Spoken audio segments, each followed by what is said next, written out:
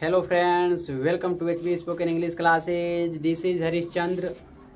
देखिए, आज हम ऐसे सेंटेंस पढ़ने वाले हैं जैसे कि मुझे समय से स्कूल जाना पड़ता है, हमें अंग्रेजी पढ़ना पड़ता है, पढ़ाना पड़ता है, उसे स्टोव पर खाना पकाना पड़ता है। ऐसा इसमें कार्य होगा जो कार्य करने के लिए मजबूर होना पड़ता है। जैसे कि मान लीजिए, मैं विद्यालय जाना नहीं चाहता हूं, लेकिन मुझे मजबूर होना पड़ रहा है कि मुझे विद्यालय जाना है। ये फोर्स करता है। अगर फोर्स कर रहा है तो इसे हम कहते हैं फोर्स एक्शन प्रेजेंट इंडेफिनिट। इसे हम कहते हैं फोर्स एक्शन प्रेजेंट इंडेफिनिट। इसका नाम है force action present indefinite. Force action present indefinite. इसका नाम है फोर्स एक्शन प्रेजेंट इंडेफिनिट।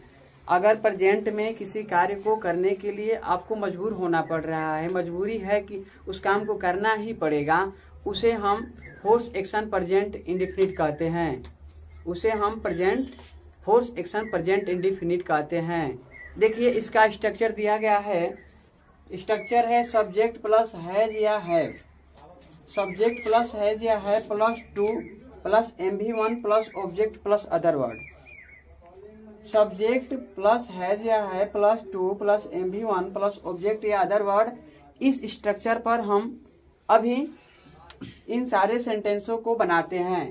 पहला है, मुझे समय से स्कूल जाना पड़ता है। मैं स्कूल जाना नहीं चाहता हूँ, पर मुझे मजबूरी है कि जाना पड़ेगा, जाना पड़ रहा है। मुझे मजबूरी है कि जाना पड़ रहा है। देखिए, इसके लिए पहले हम सब्जेक्ट लिखेंगे और सब्जेक्ट के बाद सब्जेक्ट के अनुसार हम हेल्पिंग वर्ब या हैज या हैव लिखेंगे। आयुर्वेद से आपको कुछ भी मिलेगा, आयुर्वेद से आपको कुछ भी मिलेगा तो हैव लिखना है। आयुर्वेद के बाद आपको जो भी मिलता है उसमें हैज लिखना है। आपको आयुर्वेद अगर पता नहीं है तो वीडियो का पार्ट नंबर 1 को जा करके देख लीजिए, आपको समझ में आ जाएगा आयुर्वेद क्या चीज है।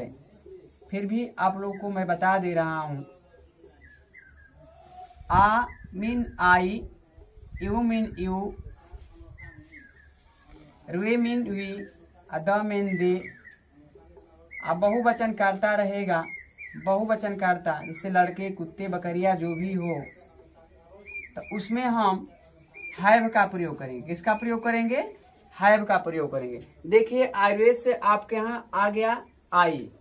अगर आ गया आई तो आई के साथ हम हैव का प्रयोग करेंगे। आई हैव टू MV1, जिसमें नान ने नहीं रहेगा उसका इंग्लिश लिखना है। जिसमें नान ने नहीं रहेगा उसी का इंग्लिश लिखना है।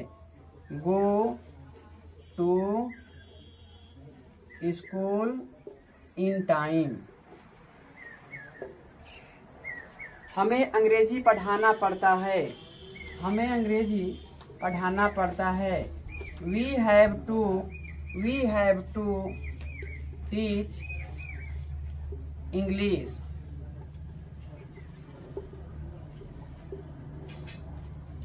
उसे स्टोव पर खाना पकाना पड़ता है, उसे स्टोव पर खाना पकाना पड़ता है।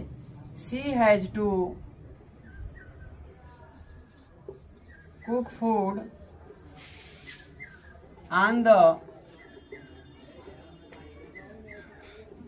stove। नेक्स्ट एग्जाम्पल, किसान को खेतों में काम करना पड़ता है। किसान को, the farmer has to work in fields.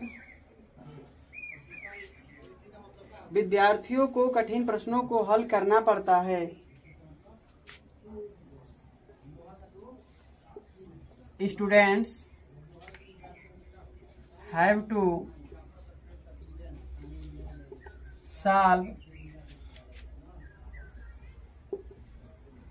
Difficult questions.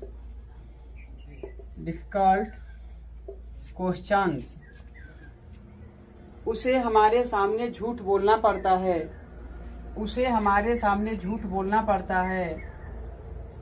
He has to tell a lie before me, before us, before us।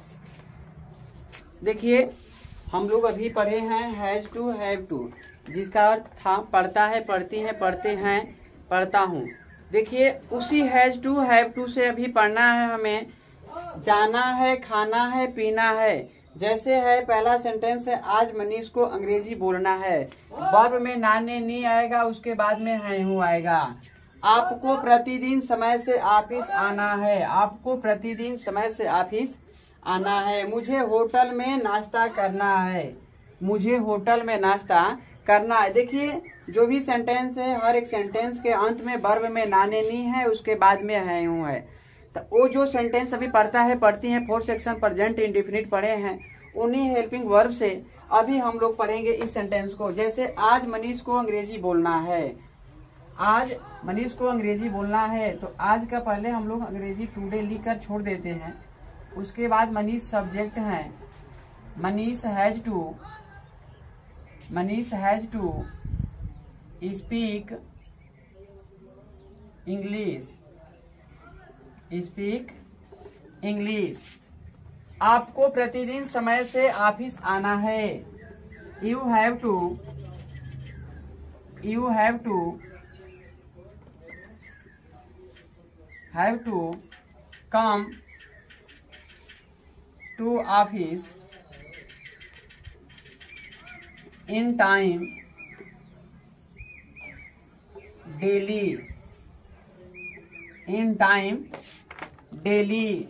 मुझे होटल में नाश्ता करना है, मुझे होटल में नाश्ता करना है। I have to take breakfast in the hotel. मुझे उम्मीद नहीं, विश्वास है कि आपको इन तीनों सेंटेंस से ही समझ में आ गया होगा। अगर आ गया है तो प्लीज इस वीडियो को लाइक, सब्सक्राइब और कमेंट शेयर करना ना भूलें, ताकि मैं आप लोगों के लिए इस प्रकार के और वीडियो ला सकूं।